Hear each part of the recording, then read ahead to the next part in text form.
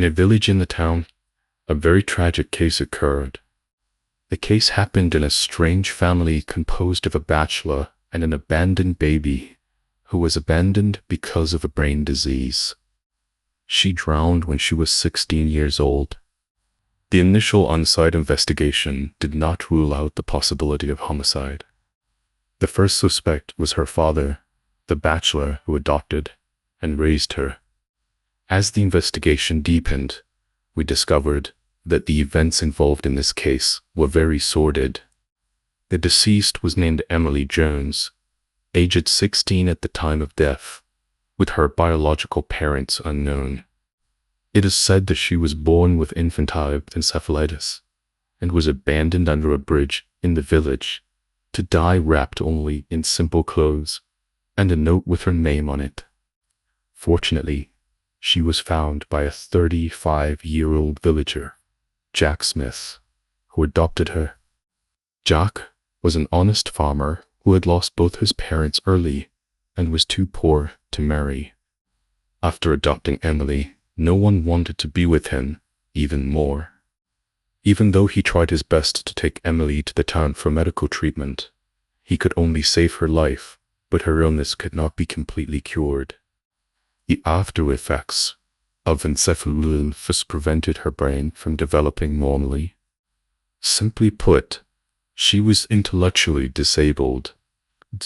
While most children begin to speak around the age of 1, she only started to say simple words at 5, and by the time she died at 16, her intelligence was only that of a 5 or 6-year-old. Her body was found by villagers in a pond. Upon receiving the report, we took immediate action. First, we retrieved the body. Although there were no obvious injuries on the surface, it was sent to the team for forensic examination to determine the cause of death. Then we sealed off and examined the entire pond and surrounding area, collecting relevant evidence. Due to recent rains, the soil around the pond was soft, and we found numerous footprints at one location. Among them were the prints of the shoes Emily was wearing, indicating that she most likely walked there herself or was taken there by force. Next to her footprints were those of a size 41 shoe, likely a man's shoe. Meanwhile, our colleagues arrived at Jack Smith's home, notified him of Emily's accident, and found a pair of muddy size 41 military boots. The colleagues immediately detained Jack. After comparison, we found that the footprints by the pond matched those left by Jack's boots. At this point, it was hard not to consider Jack a suspect, despite being Emily's father. Our colleagues brought Jack back to the criminal investigation team, but Jack insisted he did not kill his daughter and refused to say anything else, including why his footprints were by the pond. I knew that to get him to talk, we first had to find his motive for killing his daughter. This motive might be very disgusting, so I asked my colleagues to continue the on-site investigation while I began a simple conversation with the villagers around the pond. Yes, things were likely as we suspected. According to the villagers, Jack was not a good father. He was even considered a beast. Because 16-year-old Emily had already had at least 2 abortions. Whose child was it? The villagers laughed and didn't want to say more, because it was most likely Jack's. After all, Jack had been a bachelor for most of his life and had never had a wife. Emily grew up and developed female characteristics. This matter was no secret in the village. Some even thought that Jack had adopted the brain-damaged baby girl too as a wife. However, it was considered his family affair, so the villagers did not intervene or stop it. Their sense of the rule of law was weak, and they did not want to bear the consequences of meddling, so no one reported it. Emily's motive for being killed seemed to be emerging. I immediately called the forensic doctor and directly asked the most crucial question. Could Emily's body be examined for signs of abuse, sexual assault, or evidence of being murdered, and then thrown into the pond? The forensic doctor's answer shocked me even more. Although there were no obvious signs of harm on Emily's body, she was pregnant. That was the motive, right? But the forensic doctor asked me to come back immediately as he had more detailed preliminary autopsy findings to report in person. I also wanted to interrogate Jack in person with the information in hand, so I rushed back. What I didn't expect was that the case would take a turn from here. After returning to the criminal investigation team, I met the forensic doctor, who had the following points to tell me in person. First, there was an embryo in Emily's uterus, not just a fertilized egg. Based on the size of the embryo, it was estimated that she had been pregnant for between half a month to a month. The DNA of the embryo had been extracted and sent for paternity testing along with Jack's hair follicles, and the results would come out with a detailed autopsy report. Second, Emily's body showed a large amount of mushroom foam around her mouth and nose. This is a mix of mucus secreted by the respiratory tract when stimulated, combined with air and water during violent breathing, forming foam. Once dry, traces remained around the mouth and nose.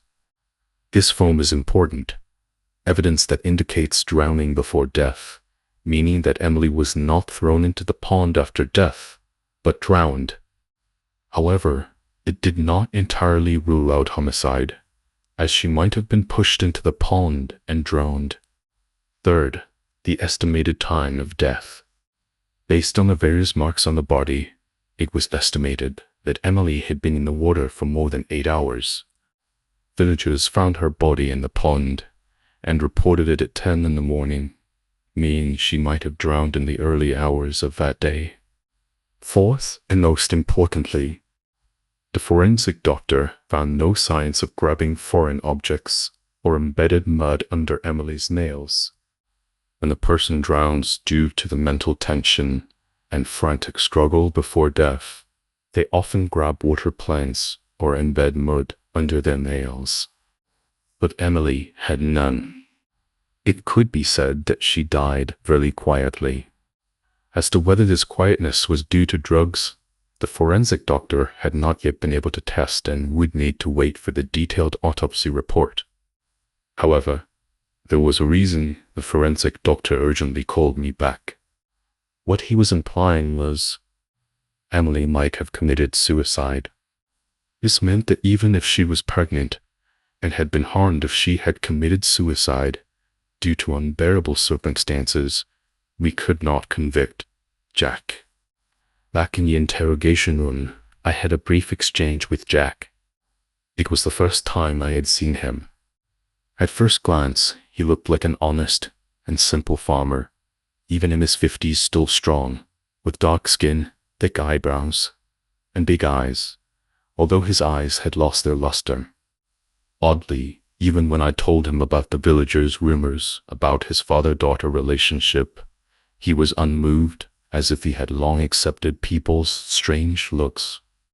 Even when I mentioned that Emily's body was found to be pregnant, he was not flustered. Thinking about it, it made sense. After all, Emily had already had 2 abortions. Throughout the exchange, he kept emphasizing one point: I did not kill my daughter. Stubborn and indifferent. This situation persisted for a long time until the colleagues investigating the scene returned with the latest progress. The footprints we collected from the scene, after repeated comparisons, were found to have been made at different times. Due to light rain this morning, the footprints Emily made last night were shallow. Jack's footprints, however, were clearer, indicating they were made after the rain this morning. But then another question arose. If he wasn't the murderer, and he went to the pond this morning, why didn't he report it? I returned to the interrogation room and threw this question back at Jack, who only looked at me coldly and said, "I went to find my daughter this morning, but I couldn't find her." What he said had some truth. A body in water doesn't necessarily float to the surface immediately. Perhaps after he left, Emily's body floated up. But Emily's pregnancy was a fact. Due to a lack of evidence, we couldn't criminally detain Jack. Criminal detention applies to active criminals or major suspects. Active criminals are those caught committing a crime, and major suspects are those with evidence proving major criminal suspicion. Criminal summons can last up to 24 hours. So, within these 24 hours, I could only urge the forensic doctor to give the paternity test results quickly. Once it was confirmed that Emily's unborn child was Jack's, even if Emily had committed suicide, and we couldn't arrest him for murder, he wouldn't escape legal punishment. Because Emily was clearly an intellectually disabled person who couldn't discern right from wrong. If Jack had sexual relations with her, it would be considered rape. But when the forensic doctor finally brought the results, the case took another mysterious turn. The DNA test showed that Jack was not the biological father of Emily's embryo. So, not only did we lack any evidence that Jack had sexual relations with Emily, but we also faced a more serious question. Whose child was Emily carrying? I asked Jack again, but he remained indifferent, only coldly replying, "I don't know." Throughout the case, he showed no emotional fluctuation that a father should have. Combined with the villagers' information that Jack had taken Emily for an abortion, we had to continue to highly suspect him. So we thoroughly investigated Jack's relatives and acquaintances, and obtained a warrant to search his house. I suspected that Emily had suffered at the hands of more than just Jack. There might be more people involved, possibly Jack's relatives or friends.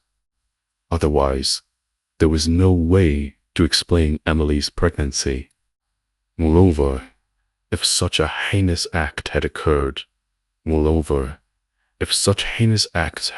occurred, it was highly likely that Jack's house was the location of these atrocities.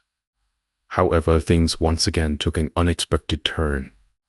We searched every room in Jack's house and found no traces of a site where Emily could have been violated. Instead, we discovered something else. Emily had left a suicide note. Yes, although she was illiterate, she actually had a smartwatch.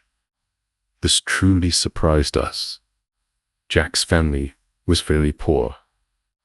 They still lived in a decades-old mud brick house, one of the few left in the entire village. Their furniture was very simple, and they didn't even have a refrigerator. It was evident that the family was indeed very poor. So the smartwatch seemed very out of place.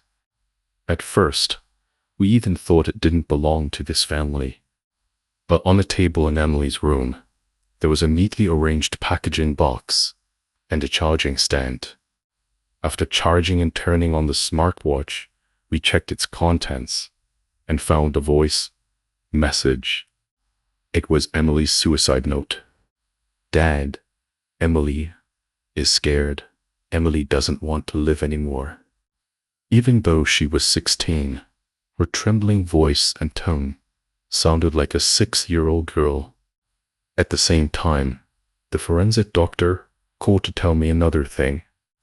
Emily's blood sample test results were out, showing no traces of drugs.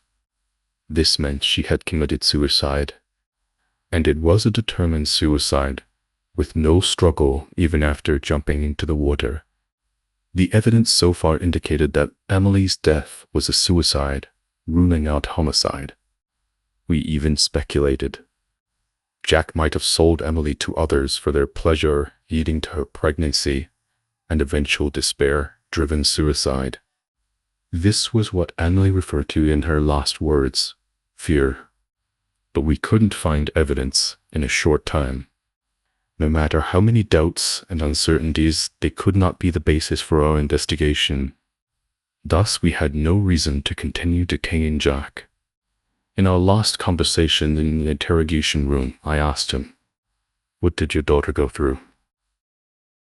But Jack still refused to reveal anything, only repeating, "I don't know." I knew he was lying. At that time, I brought Emily's smartwatch into the room and played her last message for him. The moment Jack heard the voice, his eyes suddenly widened.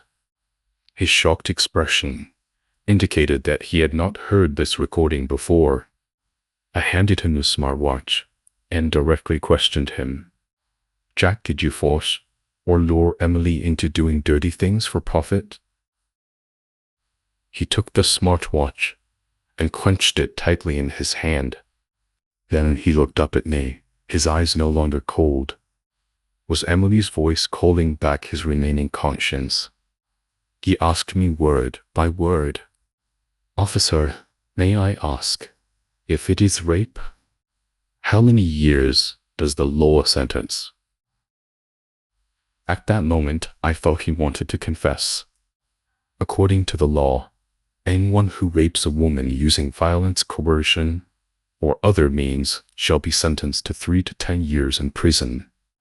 Thinking he might be scared off from confessing, I added, "But if there are circumstances of meritorious service, for example, if you confess your accomplices now, there is a chance of a reduced sentence, or even probation, avoiding actual imprisonment." I was simply answering his question truthfully. But in fact, I did not mention that his situation did not apply to this punishment. His crime should be organizing prostitution, punishable by 5 to 10 years in prison and a fine. But Jack silently repeated my words. Not really go to jail. I waited for him to confess, but he didn't. After a long wait, which left me impatient, I pressed him again. "Jack, don't you have anything to say?" At this point, he reverted to his stern expression, his eyes cold again. He returned to his initial state, only leaving me with, "No, I don't know anything." I was furious. This matter couldn't just end like this. Emily's death was concluded as a suicide. After Jack signed some documents, including his daughter's autopsy notice and preliminary autopsy report, he was released. But the forensic team would still retain DNA samples of Emily and her unborn child as per protocol. I would continue to investigate this matter, ensuring that neither Jack nor the criminals behind him would escape justice. A few days later, after the forensic team processed Emily's body, replacing organs, stitching, etc., we issued a written notice to the deceased family to claim the body and handle funeral arrangements within 10 days. I specifically took the written notice to see Jack. However, he wasn't home, and as a bachelor with no relatives, I could only inquire about his situation from the villagers. The responses were uniform. He ran away after you released him. He ran away overnight. The next day, he was gone. His stupid daughter died. What face does he have to stay here? This matter has blown up too much. He can't play any tricks anymore. He could only run away. The villagers seem to have no goodwill towards Jack, treating his family affairs like stories to spread. But what puzzled me was the mention of playing tricks. What did they mean? Because the village was too small to have a police station, I found the village committee to understand the situation. The village head, also named Smith, was a kind elder, and one of the few educated people in the village. When I met him, I realized he was also present at the scene the morning Emily's body was retrieved. He even said a few words. After chatting with him, I learned that Emily's 2 previous abortions happened 2 years ago and a year ago. The first time Emily got pregnant, Jack had sought help from village head Smith. According to Jack's statement, his daughter, Emily, had been bullied by a few punks, leading to her pregnancy. But he hadn't caught those punks, and Emily couldn't protect the scene or identify the perpetrators. So village head Smith didn't believe him, because rumors were already circulating in the village, saying that the bachelor with an intellectually disabled daughter must have something unspeakable going on. Therefore, village head Smith advised him not to make it public. Otherwise, he and Emily wouldn't be able to live in peace in the village. Jack, an honest farmer, could only compromise and take Emily for an abortion. After that, he never sought help from the village committee again. When Jack took Emily to the town for her second abortion, someone from the same village saw it, making the rumors even worse. Village head Smith emphasized that the people in their village were conservative. If such disgraceful things happened, they usually advised to keep them hidden. His words implied that he still believed there was something unspeakable between Jack and Emily. But my focus was on Jack seeking help from the village committee. It didn't make sense. If he had committed such heinous acts, where did he get the courage to seek help? At that moment, I had a bad premonition. Maybe Jack hadn't run away. But what completely shook me wasn't what I learned from the village committee. Because we couldn't deliver the body claim notice when I returned to report to the forensic team. The forensic doctor pulled me aside for a chat. He knew I had been investigating Emily's case these days. So he told me a story about a body he had autopsied before, very similar to Emily's. She was also young, an intellectually disabled female, and from a very poor village. But that body wasn't pregnant, because her uterus had been surgically removed. It wasn't removed due to illness, but proactively.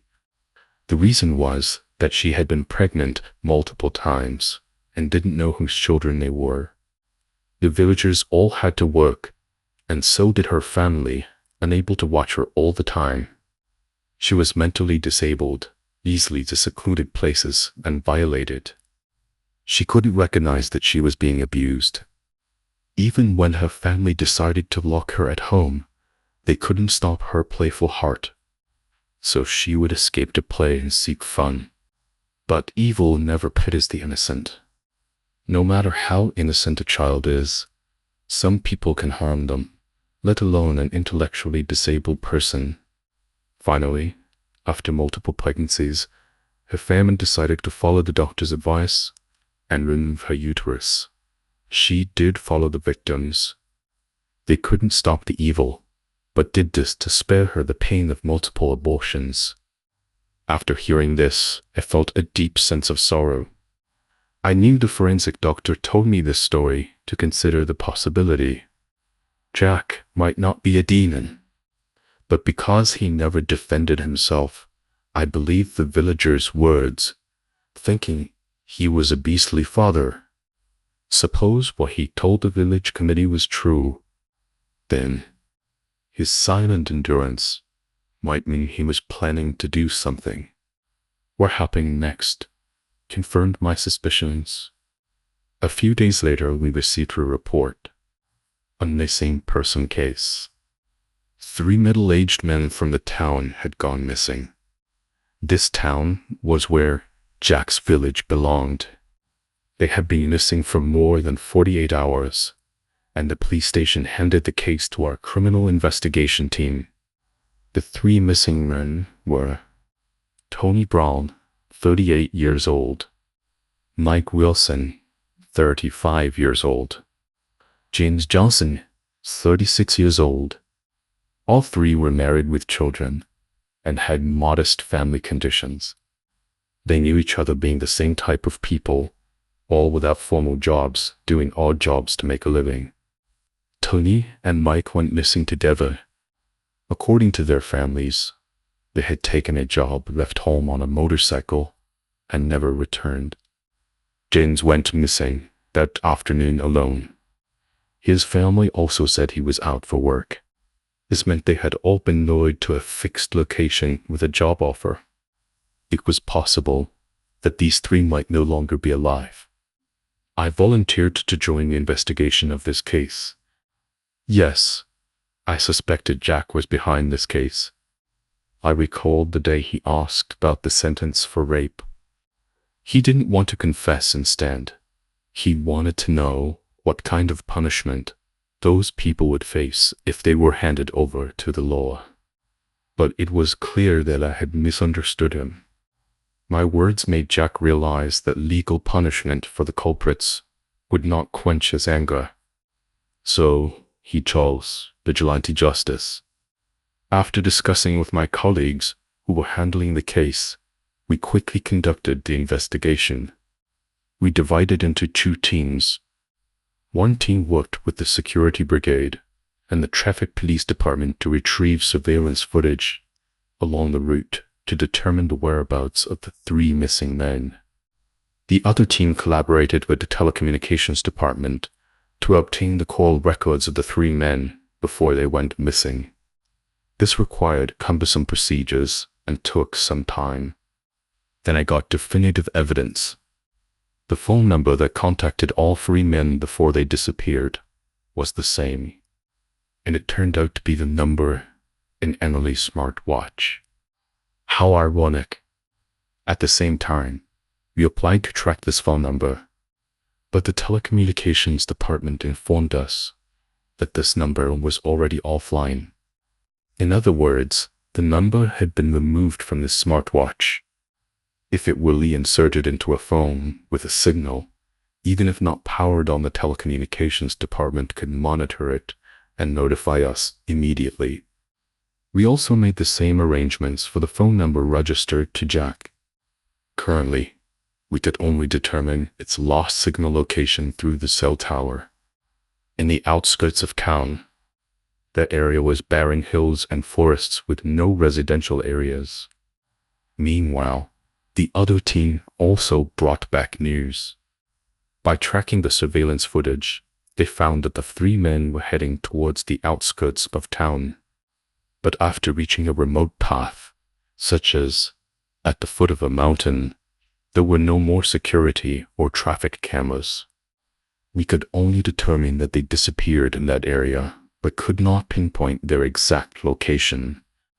To solve this, we needed to crack one problem.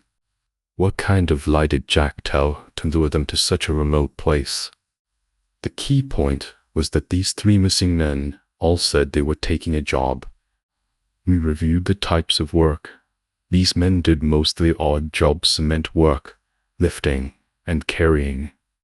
We also contacted urban construction units to check if there were any similar construction sites in the outskirts, even if abandoned. If there were, it might be the project Jack used to attract them. He must have had such a pretext. Otherwise, these seasoned workers wouldn't have fallen for it. But before we could find out, a more shocking event occurred. A villager reported that he had received a terrifying recording. The police officer who listened to it immediately reported it to the criminal investigation team, and the recording was quickly handed over to us. The urgency was because the recording was clearly sent from Emily's smartwatch. The reporting villager was from Jack's village, and the device that received the recording was a smartwatch belonging to the reporting villager's son. Fortunately, the recording was sent privately via the friend-in function of the smartwatch model. Why was this important? Because the recording was very, very brutal. It started with Jack's voice. "How many times did you touch my daughter?" then a middle-aged man's voice, crying and begging for mercy. Please, let me go, let me go. It wasn't Manly. It wasn't me. It was Tony. He was the first. He took me there. From this, we inferred that he was either Mike or James, and that Tony he mentioned must be Tony Brown. Then there were chaotic noises in the recording, followed by the sound of something hitting flesh and the middle-aged man's screams. Stop hitting me. Stop hitting me. I'll talk. I'll. How many times exactly? I don't remember. Really, please, I really don't remember. More chaotic noises and heartbreaking screams indicated he was being beaten again. Finally, he gave a number, likely just to stop the beating.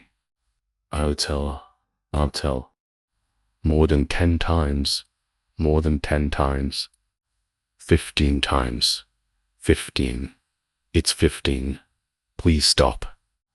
Please stop. Good 15 times. A few seconds after Jack said this, the middle-aged man screamed again. Leah, don't shiver. Didn't you say it was okay if I told? Don't. Based on Jack's next words, it seemed he had drawn a knife. Because Jack began to count. 15 times, right? 15-1. Help. Help. 2, 3, 4. Gradually, the middle-aged man's voice grew weaker. From screaming to barely audible, it took only a minute. But as I listened, it felt like a long time. Because during Jack's counting and the middle-aged man's screaming, another sound was also very clear. The sound of a knife entering flesh. 15. Jack made him give a number, then stabbed him that many times. Although I didn't know where he stabbed, it must have been very painful. Until all the sounds gradually faded. The recording abruptly ended there. Originally, we had little hope for the safety of the 3 missing men. After this recording appeared, we could basically confirm they had been killed. Even if we could deduce that these 3 men had continuously abused Emily over the years, causing her recent pregnancy and driving her to despair, we still had to find their bodies and find the culprit Jack. From sending this recording, we could see that Emily's smartwatch had connected to the network, but neither Jack's nor Emily's SIM cards were online. If they were, the telecommunications department would notify us immediately. After removing the SIM card, the smartwatch could only connect to the network via Wi-Fi. This meant that Jack might have returned from the outskirts. Meanwhile, the colleagues who contacted the urban construction units brought back news. There was indeed a building on a mountainside in the outskirts. It was a factory left from the quarrying era, over 10 years ago, abandoned after the city issued a ban on quarrying. Many people didn't even know there was such a building. After obtaining the map, we rushed over immediately. But clearly we were too late. We found the missing men, their bodies. No, to be precise, their body parts. They were in different rooms. They had been hacked into pieces. At that moment, I realized my previous assumption from the recording was wrong. Jack probably didn't just stab them. He hacked their bodies. Because we found a murder weapon at the scene, a large machete. Perhaps each person watched as their body was hacked into pieces. The person in the recording was cut into 15 pieces. And in this mountainside place, there might have been foxes or birds that came in to scavenge, treating them as food. Some body parts had irregular shaped damage, especially the faces, which showed clear signs of being mauled. It was a gruesome sight, and some team members couldn't help but vomit. Although it was so horrific, I only felt disgusted. No pity at all. I just wanted to quickly collect their body parts and take them back for forensic examination. But the scene left more than just chaos. We also found the culprit, Jack Smith. Also, his body. After avenging his daughter, he hanged himself from a beam. Seeing his body, I immediately took out my phone. In this remote area, there was no signal. Back at the station, I reviewed all the collected evidence, but did not find Emily's smartwatch. But the leadership convened an emergency meeting to conclude the case quickly. Because Jack's fingerprints were all over the machete, and there were traces of him everywhere at the scene. He was undoubtedly the murderer. Such a brutal killing of 3 people was a major criminal case, and it needed to be handled swiftly to prevent the media from sensationalizing it. Public attention could make the situation even more dangerous. So the case had to be concluded and announced as soon as possible. I understood this. However, what puzzled me the most was, Jack was definitely not the one who sent the recording. So who took the smartwatch? Was this person an accomplice? This raised more questions. Although Jack was still strong, the victims were in their 30s, doing manual labor for years. How did he subdue at least 2 people at once? Most importantly, I didn't think Jack could plan such a revenge operation so meticulously in just a few days. He hadn't even been able to protect his daughter all these years. These doubts made me believe Jack had an accomplice, but we might never know who the accomplice was, because the case was closed. I vaguely understood why that recording was sent. The recording didn't help solve the case. The sender, including Jack, and the accomplice, wanted us to know the truth. The sender, including Jack, and the accomplice, wanted us to know the truth. The sender, including Jack, and the accomplice, wanted us to know the truth. The sender, including Jack, and the accomplice, wanted us to know the truth. The sender, including Jack, and the accomplice, wanted us to know the truth. The sender, including Jack, and the accomplice, wanted us to know the truth. The sender, including Jack, and the accomplice, wanted us to know the truth. The sender, including Jack, and the accomplice, wanted us to know the truth. The sender, including Jack, and the accomplice, wanted us to know the truth. The sender, including Jack, and the accomplice, wanted us to know the truth. But the truth wasn't important. Stability was more important than the truth. After the case was closed, Village Head Smith handled the funeral arrangements for Jack and his daughter. Before this, I asked the forensic doctor to do another paternity test to determine the father of Emily's unborn child. The results showed it was Tony. Essentially, the 3 men deserved their deaths. After Village Head Smith finished the paperwork and left, I caught up with him. I wanted to tell him this. My purpose was simple. I didn't want him to continue thinking there was something dirty between Jack and Emily. Even though there was no blood relation, they were a father and daughter. The father's love for his daughter was deep. So deep that after her death, the only thing sustaining him was revenge. After avenging her, he ended his life peacefully. Village Head Smith about this. I couldn't even finish a sentence before Village Head Smith quickly interrupted me. He said, I know. At that moment, I wasn't sure what he knew, because I didn't know how he knew. Then everything he said next was full of meaning. We are all smiths in this village. We are poor and backward. We work from sunrise to sunset. We are very busy and couldn't prevent outsiders from entering the village. It is unfortunate that I gave Jack bad advice back then, leading to the current situation.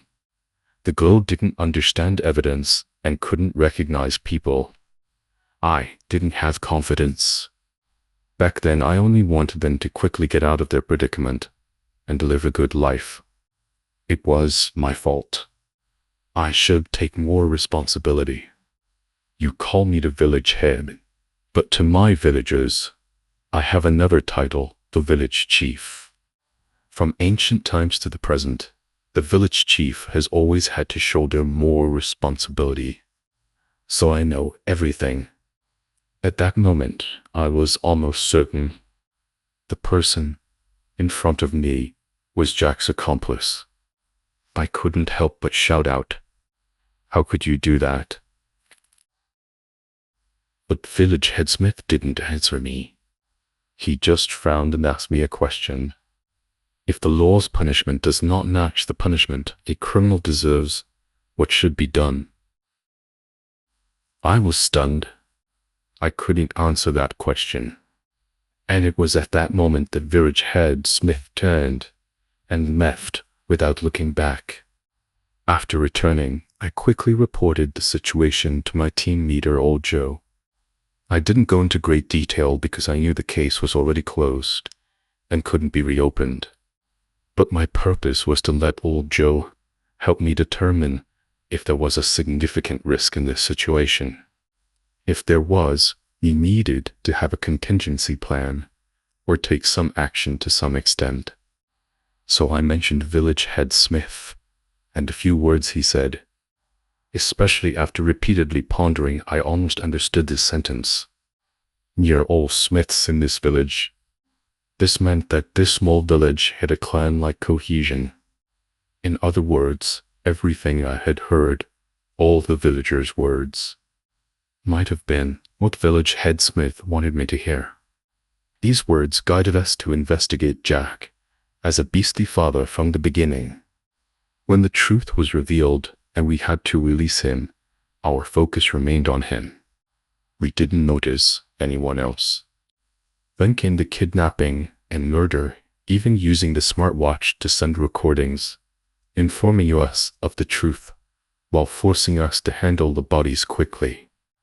If this was true, then this person was too dangerous. But Old Joe, after listening, slowly lit a cigarette and told me a story.